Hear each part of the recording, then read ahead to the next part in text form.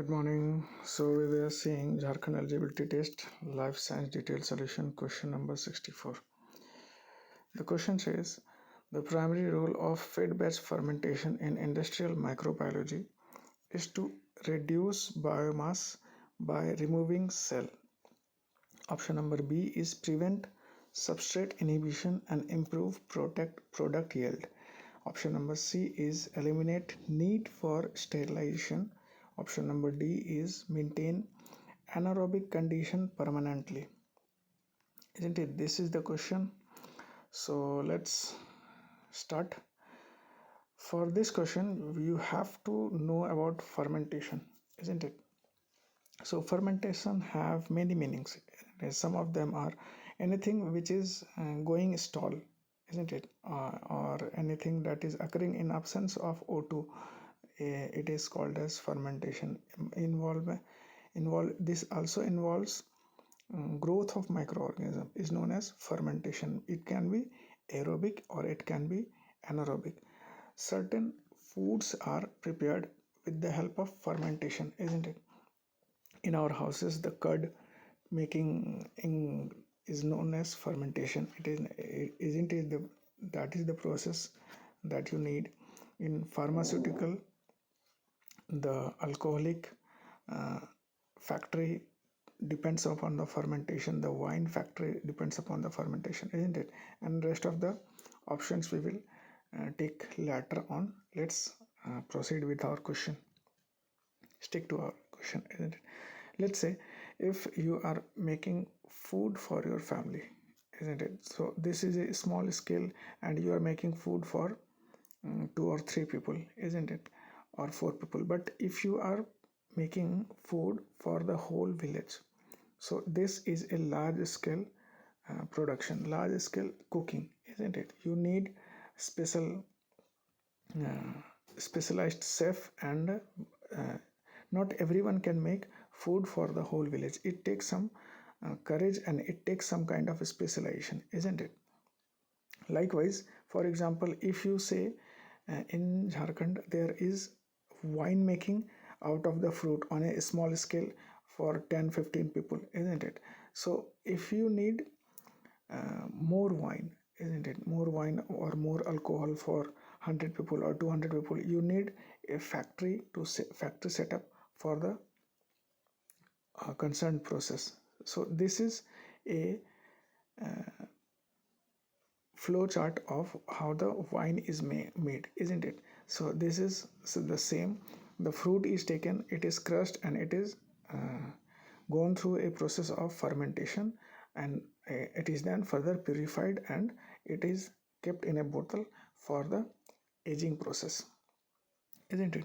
The grapes are harvested, the juice is extracted, and it is fermented, isn't it? So this is the process we need to know about what is fermentation. And then after fermentation, the wine is extracted and further purified and filtered and then aged, and then it is ready for consumption for the people. Let's say not only about wine factory. Let's say if you are making curd on a in the home, isn't it? So that would be possible for 10 to 15 people. But if you are making curd for the whole village or the entire district, you need several large tanks, isn't it? You must have seen these kind of facilities in the factories. That is one of that tanks is known as one of the tank consists of fermenter, isn't it? So it can be curd, it can be cheese, it can be alcohol or something like that. So this is the overview of what we will be talking. There is some idea, isn't it? Idea of making curd, idea of making alcohol, idea of making cheese, and then there is some upstream processing, and then there is fermentation, and then there is downstream processing, and then there are consumer who feed on that product, isn't it? You just need to remember the upstream process, fermentation, and the downstream process. So let's talk about something related to your subject, isn't it? So let's say if you want to make insulin gene for the entire country, isn't it? So what you will do, you will take a vector, isn't it? Step 1, you will take a vector, and step 2, you will take insulin gene from the human chromosome, isn't it? And you will attach both the plasmid vector and the insulin gene. You will insert that gene inside the bacterium, and you will culture that bacterium, which will be known as seed stock, isn't it?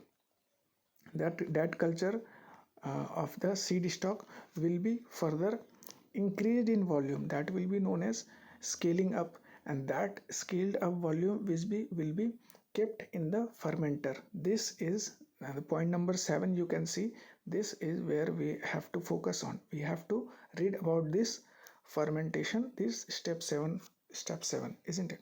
Further, the after fermentation, it is continuously harvested or then purified, and then further purification takes place, and then it is packaged for the distribution to the pharmaceutical units, isn't it? Let's see it again.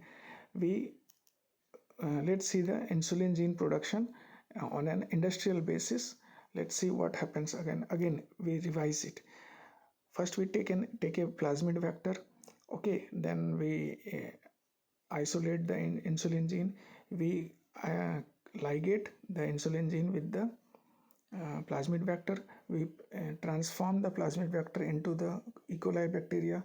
We then E. coli bacteria is grown in the culture, and then the culture is scaled up in a sake flask for the further, and at the scale up, the culture is further further increased in the production in amount, and then it is inoculated in the bioreactor, isn't it? Step number 7 that we will be discussing. And after scaling up, it is further harvested, and harvested after harvestation, it is purified by chromatography, and further it is further purified, and then it is packaged and given to the pharmaceutical industries, which gives to it to the consumers. So you have read up till now that there is a upstream process, there is fermentation, and there is downstream process, isn't it? So fermentation, also known as culture system, or can be told as operation mode of bioreactors. This can be categorized in 3 processes: batch process, fed batch process, and continuous process. So there are only 2 processes: batch process fermentation and continuous process fermentation. Fed batch is just a modification of batch process, isn't it? So here are the comparative diagram of batch fermentation, continuous fermentation, and fed batch fermentation, isn't it? This is the AI diagram of how a fermentator looks. This is batch fermentation, continuous fermentation, and fed batch fermentation. And these are the key operational differences. In batch fermentation, all the nutrients are added at the start, isn't it? And fed batch fermentation, the initial batch is added only, and as the fermentation proceeds, the nutrients are added incrementally, slowly, isn't it? In continuous fermentation, there is a continuous feed of the fresh medium, and there is also continuous harvest of the product in continuous fermentation. In batch fermentation, the harvest is only at the end, isn't it? And in fed batch fermentation, also harvested the product is harvested only at the end. In continuous fermentation, the culture is long term, isn't it? In fed batch, it is moderately timed, and in batch fermentation, it is short time. In the system, you will learn more about this in higher classes. In system, it is unsteady state, because the batch fermentation, the environment inside the culture is changing, ever changing. In fed batch, it is also unsteady, but it is controlled. In continuous fermentation, the environment inside the culture is constant and kept in a steady state, isn't it? The risk of contamination in batch fermentation is low, because it is a closed system. It is not opened It is only opened at the end of the fermentation. In fed batch fermentation, contamination may occur moderately or more.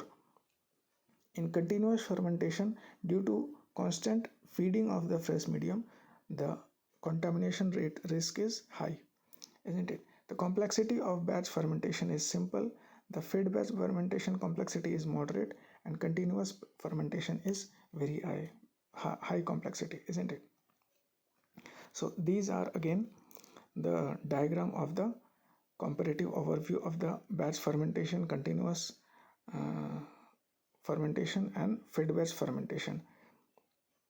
We are not going into the details of these because it will make the video very long, and we will deviate from our main question. So I have uploaded an AI image of comparative batch fermentation, fed batch fermentation, and continuous process, isn't it? So look upon this image and look upon this image. The images are both same, isn't it? But in this image the color red is not present, but in this image the color red is present. The color where are red is the main differences in between each other, isn't it? You must be take a printout of this, color printout of this, and you look upon the differences between the batch fermentation and integrated fed batch fermentation and continuous fermentation, isn't it? This is the whole upstream process, fermentation, and the downstream process. Now let's jump upon the question. So the question was, the primary role of fed batch fermentation in industrial microbiology is to reduce biomass by removing cell, prevent substrate inhibition and improve product yield, eliminate need for sterilization, maintain aerobic need permanently. So the option A is reduce biomass by removing cell. So we are talking about fed batch fermentation. We just have seen that in batch fermentation, once all the nutrient is added and it is harvested only at the end. So this is not fed batch fermentation, isn't it? In continuous fermentation, there is a continuous harvest of the product. So the option A is wrong, because the biomass is not removed in case of fed batch fermentation, isn't it? Option B is prevent substrate inhibition and improved product yield. This is correct, because sometimes when substrate inhibition, when microorganisms are highly sensitive to environment, if you dump 100% of the sugar carbon source into a batch reactor at the very beginning, the osmotic concentration becomes too high, or the concentration itself becomes toxic to the cell, slowing down, halting their cell. You see, in fed batch fermentation, the nutrient is added incrementally, isn't it? And it has nothing to all the nutrients are added in the start in batch fermentation. In fed batch fermentation only, the nutrients are added incrementally, isn't it? Slowly.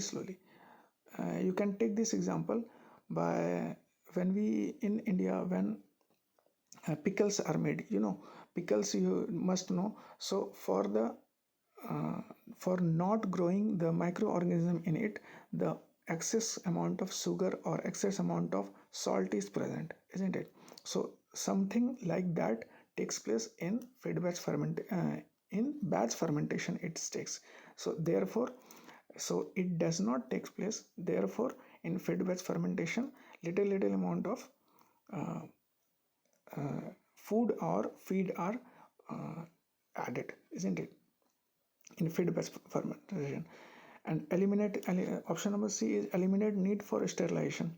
So sterilization is always mandatory in fed batch fermentation, because fresh nutrient media is being pumped into the bioreactor.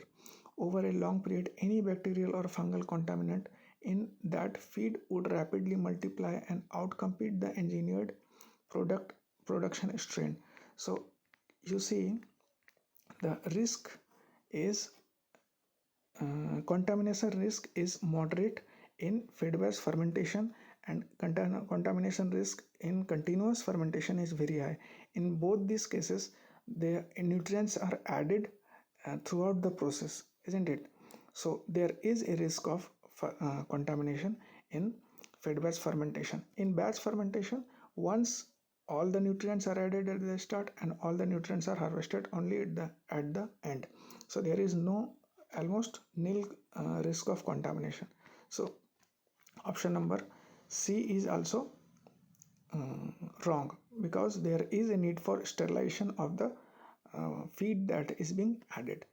Option number D is maintain anaerobic condition permanently. Fed batch is a method of feeding, not a method of aeration. It can be used for both aerobic and anaerobic organisms. See, the batch process or fed batch process or continuous process, it can all be aerobic or anaerobic depending upon the type of product it is producing, isn't it? So in case of penicillin, the aerobic condition is required for the production of penicillin production, isn't it? And you will see, when you will go through this images, then you will see there is a sparger, isn't it? This sparger is nothing but it provides the airflow inside the fermentation so that it remains aerobic throughout the systems, isn't it? You can see in batch process, the sparger is present. In fed batch, the sparger is present, and continuous process, sparger may be present or sparger can not be present, both depending upon the product it is producing. So this was the condition. Now you know that which is the correct answer, and I have I have uploaded some batch fermentation image along with upstream process and downstream process. You can take screenshots and go through this in later time. This is fed batch fermentation with upstream process and downstream process, and this is continuous fermentation with upstream process and downstream process. If you do not recall upstream downstream process, go through the video once again and you will know what upstream process and downstream process and the whole workflow is about. Okay, and you can support me also from this, and if you could not support, then you can at least like or subscribe or share or download our video. Okay, thank you for your time.